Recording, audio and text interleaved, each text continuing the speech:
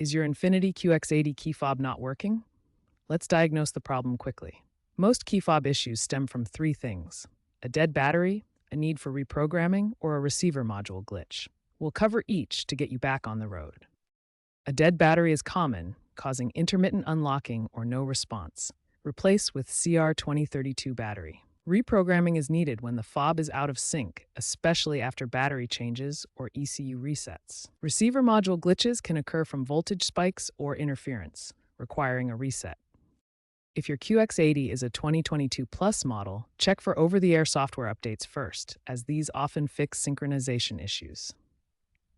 First, replace the battery. The QX80 fob uses a CR2032. Pry it open carefully, replace the battery, and reseal. If that doesn't work, try a relearn. Insert the key, turn to on, not start, and hold the lock button for 10 to 15 seconds.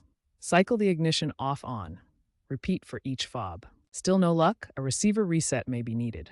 Disconnect the car's battery for 15 to 30 minutes. Then, try the relearn process again. For newer models, 2022 Plus, use the Infiniti InTouch app for a guided reset. If problems persist, especially in urban areas with interference, consult a professional.